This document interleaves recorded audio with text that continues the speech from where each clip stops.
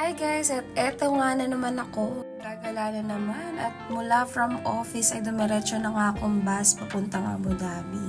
Dito nga kasi namin plano mag-spend ng Christmas ni Darlot. Since naman namin mag-New Year sa Sharjah.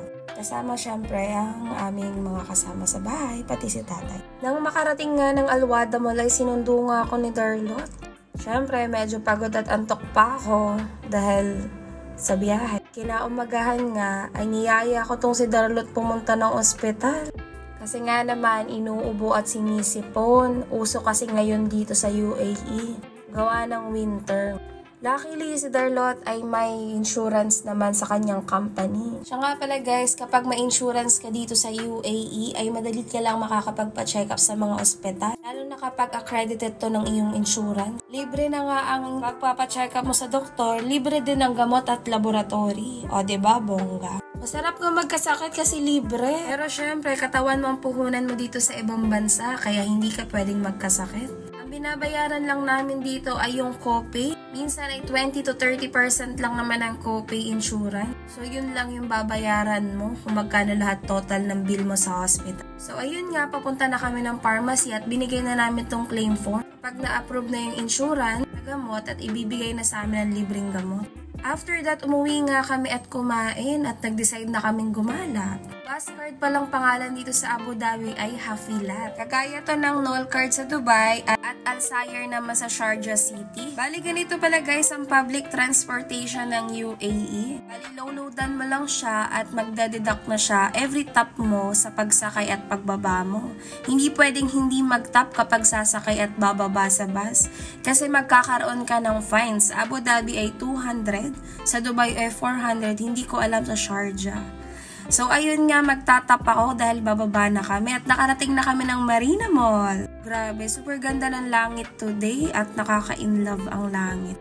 Mali ang bus na sinakyan namin dahil super tagal nga nung bus na gusto naming sakyan. Kaya nag-decide kami ni Darlot na sumakay na lang naman ng taxi papuntang Emirates Palace. Guys, ang Emirates Palace po ay isang tourist destination din dito sa UAE na located sa Abu Dhabi. Ang one top fare para dito sa bus going to somewhere is 2 dirhams lang. So, times 15 lang natin yan sa Philippine currency is 30 dirhams. So, ganun yung deductions dito every car. So, sa 10 dirham mo, makakagala ka na ng bongga dito sa Abu Dhabi. At nandito na nga kami dito sa bungad ng Emirates Palace. Grabe guys, super ganda. Pwede nga naman namin itong lakarin kasi sobrang daming inikot lang naman ng bus kaya napatagal-tagal lang kami. Hinahabol nga namin yung sunset para naman maganda ang eksena.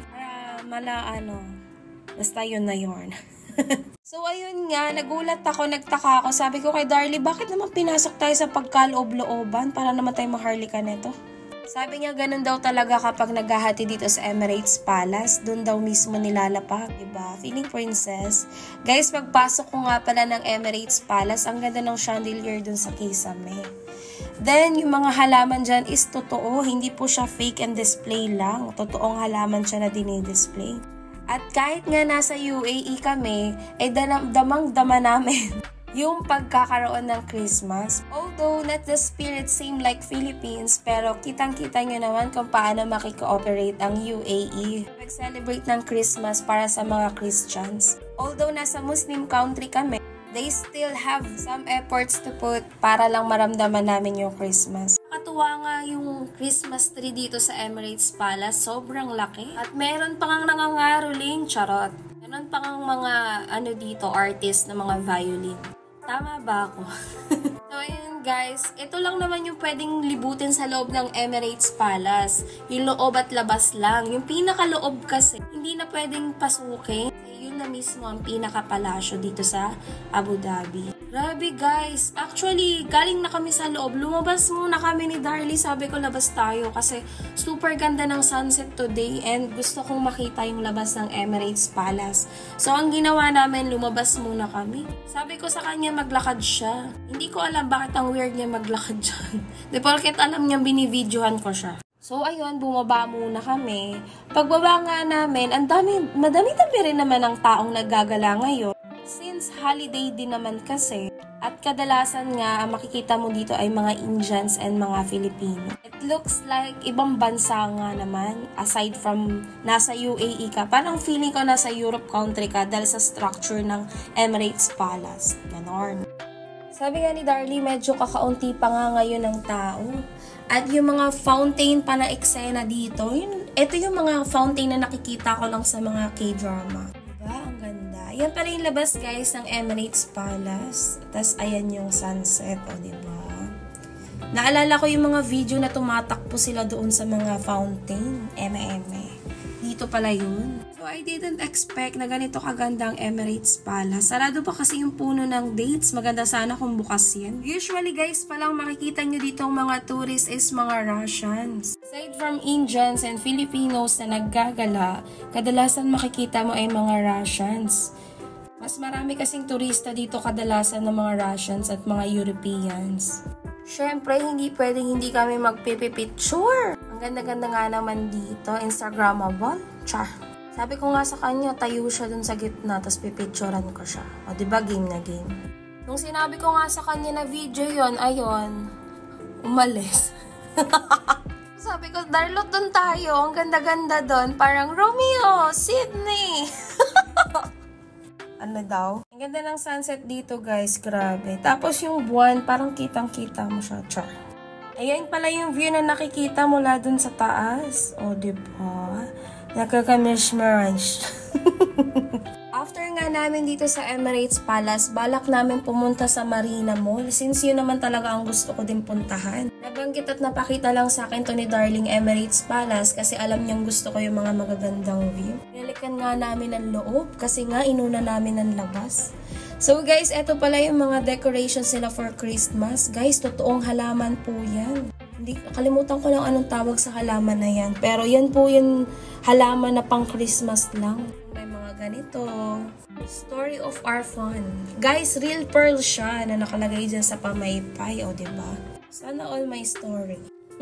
Kung di ka ba naman hold upin pag ganitong pamaypay mo sa Pilipinas, may perlas na sila ngayon. Char. Sabi ko nga kay Darlot, labas tayo. Tingnan nga natin yung dinaanan ng taxi kanina. So, eto nga pala siya, guys. Eto yung dinaanan ng taxi kanina. Magpapaka-feeling princess ka talaga pag ganitong paghatid sa'yo. Siyempre, ikaw na tagalakad at hindi sanay. Tataka ka, ba't ka hinatid ng ganon? So, ayun nga, guys. Medyo marami-rami ng pamilya ang pumupunta dito. At medyo nagdidilim na nga at malapit nang lumubog ang araw. Sabi ko kay Darlie, punta naman tayong Marina Mall.